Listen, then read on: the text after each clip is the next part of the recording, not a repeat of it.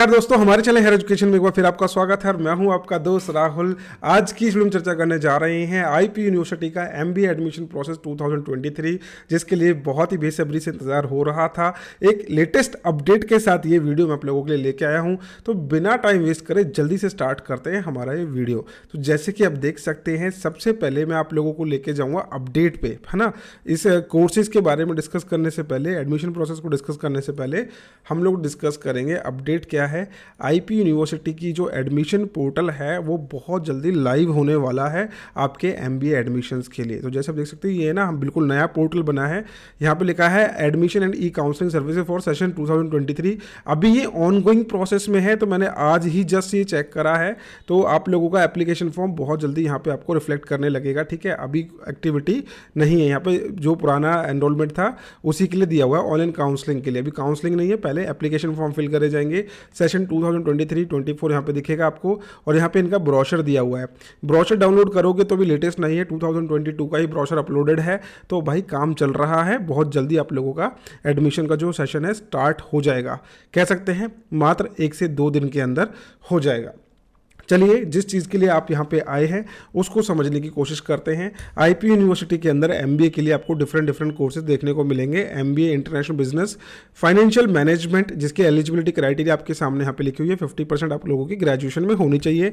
MBA finance analysis के लिए आप लोगों के पास थोड़ा सा अलग क्राइटेरिया होता है। यहाँ पे आपके लिए किसी भी एक सब्जेक्ट आपका mathematics, statistics, economics, operation and research eight graduation level आपने पढ़ा होना ज़रूरी है। एमबीए एनालिटिक्स भी आप यहाँ से कर सकते हैं। इसके अलावा एमबीए जनरल यहाँ पे आप लोगों को करने को मिलता है, ठीक है। एमबीए जनरल मैं आपको दिखा देता हूँ, ये है आप लोगों का एमबीए बिजनेस एडमिनिस्ट्रेशन। ये जो है ना एमबीए, ये जनरल है। इसका कोर्स कोड सभी का आपको 101 करना है। जब आप एप्लीकेशन फॉर्म फिल करेंगे वहाँ पे भी आपको कोर्स कोड एमबीए 101 पे ही जाना है। तो एलिजिबिलिटी क्राइटेरिया आप लोग समझ गए हैं। आगे बढ़ते हैं एडमिशन प्रोसेस की तरफ, जो कि सबसे ज़्यादा इंपॉर्टेंट है हमारे लिए जानना। अभी जैसे ही आप लोगों का ये जो पोर्टल ओपन हो जाएगा, आप लोगों को फिल करना है इनका एप्लीकेशन फॉर्म, जिसकी फीस रहती है 1200 रुपये, ठीक है। जैसे ही आपने एप्लीकेशन फॉर्म फिल करा, यहाँ पे आप लोगों का एडमिशन प्रोसेस पहला जो होता है कैट के बेसिस पे होता है। फाइन।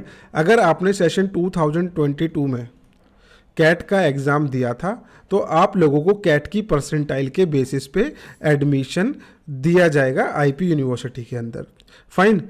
कैसे होगा वो भी आप लोगों का, जैसे ही आप लोगों ने कैट के बेसिस पे आप अपना एप्लीकेशन फॉर्म फिल कर रहे होंगे, तो आप लोगों से कैट की परसेंटाइल मांगेगा वहाँ पे, और परसेंटाइल के बेसिस पे आईपी यूनिवर्सिटी आपको एक रैंक अलॉट कर देता है, ठीक है। समझ लो ये वाला जो सेकंड स्टेज है, थर्ड स्टेज है रैंक अलॉटमेंट। उसके बाद आप लोगों को ऑनलाइन काउंसलिंग के लिए कॉलेजेस की लिस्ट दी जाती है कि आप किस कॉलेज में अपना एडमिशन करवाना चाहते हैं। तो मैं अभी आपको अच्छे से समझाता हूँ, आप प्लीज़ एक बार प्रोसेसेस को समझिए, उसके बाद आपको और अच्छे से समझ में आ जाएगा। जैसे ही आपने कैट का परसेंटेज के बेसिस पे पहला तो आप एडमिशन ले सकते हैं। दूसरा, आईपी यूनिवर्सिटी का कहता है कि अगर सीट वैकेंट रह जाती है, एक एग्जांपल के तौर पे अगर सीट वैकेंट रह जाती है, तो वो वैकेंट सीट्स के लिए कौन एलिजिबल है स्टूडेंट, तो वो दूसरा स्टूडेंट है सीमेट, जिसने एग्ज़ाम दिया है। अगर आपने कैट नहीं दिया था तो आप सीमेट के बेसिस पे एडमिशन ले सकते हैं। तीसरा, अगर आपने सीमेट भी नहीं दिया, कैट भी नहीं दिया, तो आप लोग सीईटी बेस्ड एडमिशन के लिए एलिजिबल हो जाते हैं। सीईटी यानी कि कॉमन एंट्रेंस टेस्ट। अब इस चीज़ को प्लीज़ आप अच्छे से समझना। पहली जो प्रायोरिटी है, ये जो मैंने आपको सीक्वेंस अभी बताया, ये प्रायोरिटी का सीक्वेंस है कि आप लोगों के कैट के स्टूडेंट को पहले प्रायोरिटी दी जाती है। अगर आप कैट के स्कोर पे अप्लाई करेंगे तो पहले एडमिशन कैट वाले स्टूडेंट का जब पूरा फिल हो जाएंगे सीट्स, उसके बाद सेकंड नंबर पे प्रायोरिटी सीमेट वालों को दी जाती है कि भाई चलो ठीक है, कैट की सीट्स हमारी पूरी हो चुकी हैं, अब जो बची कुछ सीटें हैं वो हम आगे फॉरवर्ड करते हैं। तो स्टूडेंट अप्लाई करेगा सीमेट के बेसिस पे या फिर सीईटी के बेसिस पे। तो यहाँ पे क्या करेंगे, इन दोनों स्टूडेंट्स में से पहले सीमेट वाले के पास सीट जाएगी। उसके बाद बची हुई सीटें सीईटी यानी कि आईपी यूनिवर्सिटी का खुद का एंट्रेंस टेस्ट जो होता है उसके बेसिस पे एडमिशन मिलेगा। अभी एंट्रेंस टेस्ट क्यों ले रहे हैं, जब पहले खुद ही ये कैट के बेसिस पे ले रहे हैं, तो भाई हुआ क्या, 2019 तक अपना आईपी यूनिवर्सिटी का खुद का एंट्रेंस एग्जाम हुआ करता था, लेकिन बाद में उन्होंने नेशनल लेवल के एंट्रेंस एग्जाम के बेसिस पे एडमिशन लेना शुरू कर दिए। फिर बाद में पता चला कि नहीं यार, सीट्स वैकेंट रह जाती है, तो उनके लिए उन्होंने सीईटी कंडक्ट करवाना शुरू करवा दिया। फाइन। तो आपको इतना तो समझ में आ गया होगा कि चाहे वो कैट के बेसिस पे हो रहा है, चाहे वो सीमेट के बेसिस पे हो रहा है, सीईटी के बेसिस पे हो रहा है, अल्टीमेटली आपके पास एक स्कोर तो होता ही है। चाहे वो कैट का हो, सीमेट का हो, चाहे वो सीईटी का हो। अब वो स्कोर जो है समझ लो कि वो आपका रैंक है। अब जितना अच्छा आपका रैंक उतना अच्छा आपका कॉलेज। कॉलेज आपको अलॉट होगा, आपसे प्रेफरेंस शीट मांगी जाती है कि भाई आप किस कॉलेज को पहले रखना चाहते हो, नंबर 1 2 3 4 5 6। तो भाई अगर जिस स्टूडेंट का रैंक अच्छा है तो उसको अच्छा कॉलेज पहले नंबर पर अलॉट कर दिया जाएगा। उसके बाद आप लोगों को अपने कॉलेज में जाके रिपोर्टिंग करनी होती है। आई गेस इतना आपको पॉइंट क्लियर होगा। अब जो स्टूडेंट कैट के बेसिस पे अप्लाई कर रहे हैं भाई देखो, उनका तो एंट्रेंस एग्जाम पहले ही हो चुका है। यही रीज़न है कि आप लोगों का बहुत सारे स्टूडेंट जो है यहाँ पे कैट के बेसिस पे बहुत कम एप्लीकेशन देते हैं, क्योंकि स्टूडेंट जैन में या फिर फैब में कैट के बेसिस पे स्टूडेंट एडमिशन अपना सिक्योर करा लेते हैं। डिफरेंट कॉलेजेस के अंदर, प्राइवेट कॉलेजेस के अंदर चले जाते हैं, फिर उनकी प्रायोरिटी टॉप नॉच होती है। जो स्टूडेंट अभी फाइनल ईयर ऑफ ग्रेजुएशन में हैं उनको धीरे धीरे करके अवेयरनेस आती है कि भाई एमबीए में, अब आईपी यूनिवर्सिटी में ऑलरेडी मैंने ग्रेजुएशन करी है, डीयू से मैंने ग्रेजुएशन करी है, चलो यार दिल्ली में मेरे को एमबीए करनी है। तो आप लोगों के पास भी जो ऑप्शन आता है, आप कैट का वेट तो नहीं कर सकते कि मैं दिसंबर में कैट दूंगा, अगले साल एमबीए करूंगा। तो आपको इसी साल करना है एमबीए आईपी से, तो आपके पास सीईटी का ऑप्शन रहता है। यहाँ पे 100 क्वेश्चंस आपसे पूछे जाएंगे, 4 मार्क्स हर एक करेक्ट आंसर पे मिलेगा, -1 का डिडक्शन होगा अगर आप गलत आंसर देते हैं तो। इसके अलावा यहाँ पे पैटर्न आपका इस तरीके से पूछा जाता है: 30% इंग्लिश लैंग्वेज कॉम्प्रहेंशन, 10% का general awareness, logical and analytical ability का 30% एंड न्यूमेरिकल एबिलिटी का 30%। बेसिकली ये होता है आप लोगों का क्वांटिटेटिव एप्टीट्यूड, क्वांट्स, जो कि आप लोगों ने कैट के एग्जाम में भी पढ़ा होगा। अब यहाँ पे ऐसा नहीं है कि भाई कैट के स्टूडेंट को ही सारे टॉप कॉलेजेस मिल जाते हैं, बिल्कुल भी ऐसा नहीं है, ठीक है। सीमेट के बाद भी बहुत सारे स्टूडेंट जो अपने काउंसलिंग प्रोसेस में मिस्टेक्स कर देते हैं, या फिर फीस टाइम पे नहीं भरते हैं, या फिर शिफ्ट कर जाते हैं इधर से उधर कॉलेजेस में शिफ्ट कर जाते हैं, सीईटी के जो टॉप रैंकर्स होते हैं उनको आराम से आईपी यूनिवर्सिटी के टॉप कॉलेजेस में एडमिशन मिल जाता है। जैसे कि महाराजा अग्रसेन, यूएसएमएस मेन कैंपस में भी एडमिशन मिल जाता है सीईटी के अच्छे स्कोर के बेसिस पे। Again dice, Delhi institute of advance studies, ये सब कॉलेजेस बहुत ही टॉप नॉच कॉलेजेस हैं आईपी यूनिवर्सिटी के, जिसके लिए आप प्रिपेयर कर सकते हैं खुद को।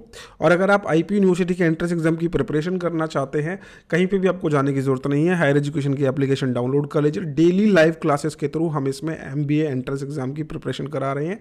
और अगर आप दिल्ली में रहते हैं तो भाई ऑफलाइन आ जाइए हमारे सेंटर पे, जो कि साउथ दिल्ली छतरपुर में लोकेटेड है। यहाँ पे आप हमारी ऑफलाइन क्लासेस ज्वाइन कर सकते हैं, ठीक है, जो भी आज की डेट में भी चल रही हैं। एंड बाकी जो क्लासेस हैं आप लोगों की डेली चलती है टिल दी एग्ज़ाम है भाई हमारी क्लासेस।